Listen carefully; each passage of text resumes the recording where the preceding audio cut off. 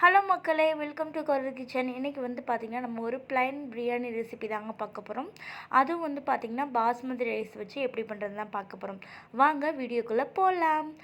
இப்போ வந்து பார்த்திங்கன்னா ஃபஸ்ட்டு நம்ம ப்ளைன் பிரியாணி பண்ணுறதுக்கு ஸ்டவ் ஆன் பண்ணி ஒரு குக்கர் வச்சுக்கோங்க. குக்கரில் வந்து பார்த்திங்கன்னா ஒரு 4 டேபிள் ஸ்பூன் ஆயில் ஆட் பண்ணிக்கோங்க. 2 டேபிள் ஸ்பூன் நெய் ஆட் பண்ணிக்கோங்க.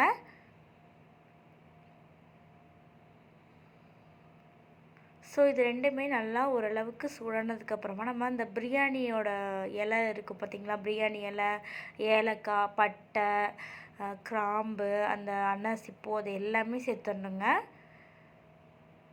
ஸோ சேர்த்துட்டு அதெல்லாம் நல்லா ஓரளவுக்கு புரிஞ்சதுக்கப்புறமா நம்ம வெங்காயம் ஆட் பண்ணிக்கலாம். நான் வந்து ஒரு 3 பெரிய வெங்காயம் நீட்டமாக கட் பண்ணி ஆட் பண்ணியிருக்கேன். பிரியாணி அப்படின்னாலே நம்ம நீட்டமாக தான் வெங்காயம் கட் பண்ணி ஆட் பண்ணோம்.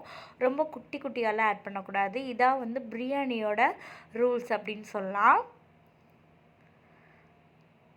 ஸோ வெங்காயம் வந்து நான் பெரிய பெரிய வெங்காயம் அப்படிங்கிறனால 3 வெங்காயம் ஆட் பண்ணிக்கிறேன்.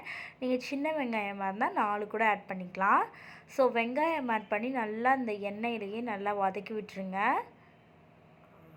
ஒரு சில டிஷ்க்கெலாம் வந்து பார்த்திங்கன்னா வெங்காயம் எந்த அளவுக்கு வதங்குதோ அந்த அளவுக்கு டேஸ்ட் கொடுக்கும் அப்படின்னு சொல்லுவாங்க. அந்த மாதிரி தாங்க பிரியாணியும் நம்ம எந்த அளவுக்கு இந்த வெங்காயம் வந்து வதக்குறோமோ அந்த அளவுக்கு பிரியாணி வந்து டேஸ்ட் கொடுக்கும். இப்போ வந்து பார்த்திங்கன்னா இஞ்சி, பூண்டு, பச்சை மிளகாய் இதெல்லாம் வந்து நல்லா மிக்சியில் அரைச்சி வச்சுருக்கேன். இந்த பேஸ்ட்டை வந்து இப்போ நம்ம ஆட் பண்ணிக்கலாம். ஸோ ஆட் பண்ணி நல்லா மிக்ஸ் பண்ணி விடணும்.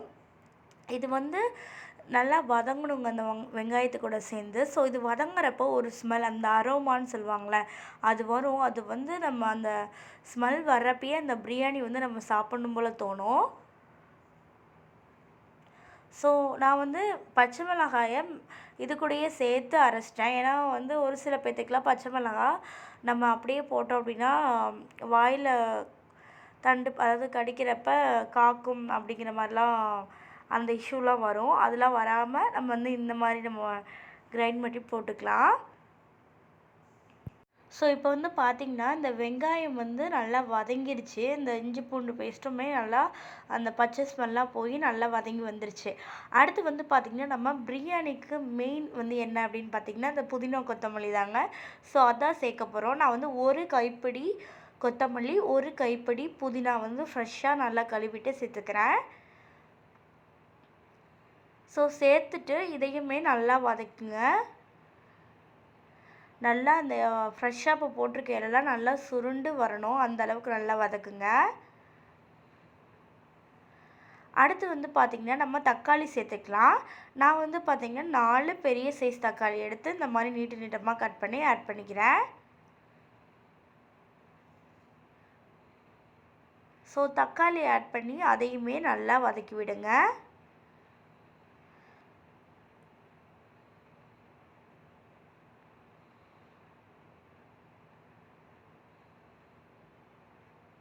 நல்லா வதங்கி வரணும் தக்காளி. அப்போ தான் அந்த டேஸ்ட் வந்து நல்லாயிருக்கும். ஏன்னா நம்ம பண்ணுறது ப்ளைன் பிரியாணி, அதனால் நல்லா வதக்கி வரணும்.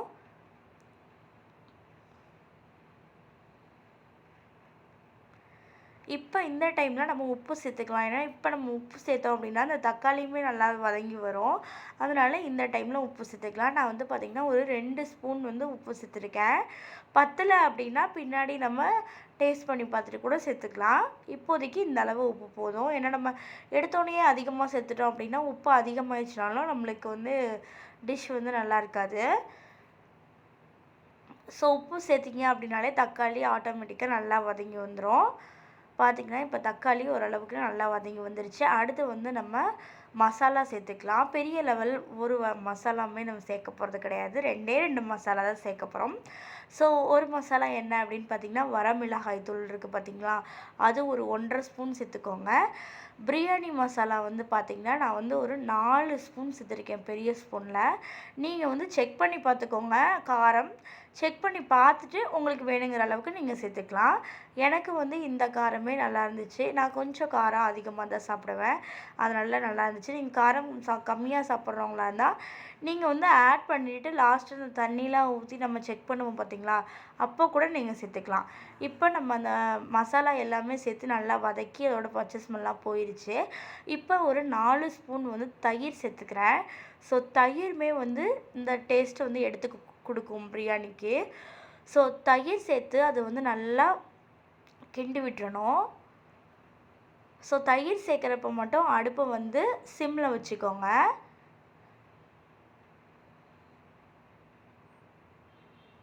நல்லா இந்த மாதிரி அந்த தயிர் வந்து தெரியாத அளவுக்கு நல்லா கிண்டி விட்டுறணும். ஏன்னா நம்ம அடுப்பு வந்து ஹை ஃப்ளேமில் இருந்துச்சுன்னா திரியாக தெரியும்.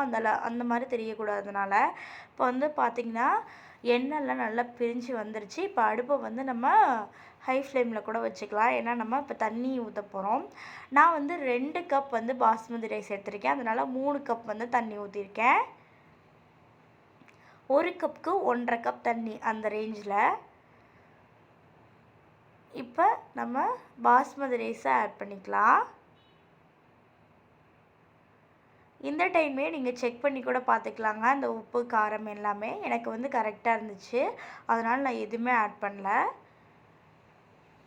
ஸோ பாஸ்மதி ரைஸ் சேர்த்து ரொம்ப நேரம் நம்ம இந்த மாதிரி ஓப்பன் குக் பண்ணோம்னா நம்மளுக்கு வந்து ஒரு சில பேத்துக்கு ஓப்பன் குக் பண்ண தெரியும். அதாவது குக்கரில் வைக்காமல் அவங்களுக்கு ஓகே. பட் வந்து நீங்கள் குக்கரில் தான் வச்சு பழகுறீங்க அப்படின்னா நம்ம வந்து டக்குன்னு செக் பண்ணி பார்த்துட்டு அதாவது டேஸ்ட்லாம் பார்த்துட்டு நம்ம வந்து க்ளோஸ் பண்ணிடணும் குக்கரை.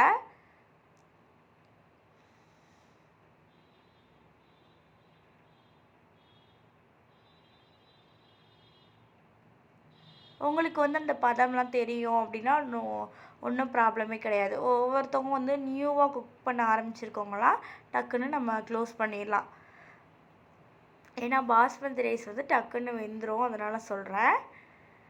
ஸோ அடுத்து வந்து பார்த்திங்கன்னா ஒரு அரை எலுமிச்சம்பழம், குட்டி எலுமிச்சம்பழம் எடுத்திருக்கேன். அதோட ஜூஸ் வந்து நம்ம இப்போ ஆட் பண்ணிக்கலாம். நான் வந்து பார்த்திங்கன்னா ஃப்ரெஷ்ஷாக ஆட் பண்ணுறேன். ஸோ ஆட் பண்ணிவிட்டு நல்லா ஒரு கலந்து விட்டுருங்க.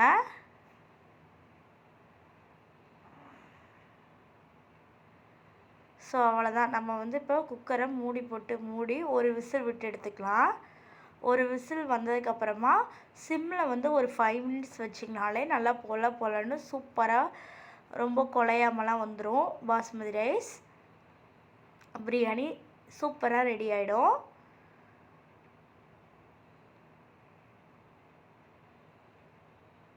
விசில் போட்டாச்சு. ஒரு விசில் வந்துட்டு 5 மினிட்ஸ் வந்து சிம்மில் வச்சு ஆஃப் பண்ணிக்கலாம். அவ்வளோதாங்க, நம்மளுக்கு சூப்பரான பொலன்னு ப்ளைன் பிரியாணி ரெடி ஆயிடுச்சு. இந்த வீடியோ உங்களுக்கு பிடிச்சிருந்துச்சுன்னா மறக்காமல் சேனலை சப்ஸ்கிரைப் பண்ணுங்கள்.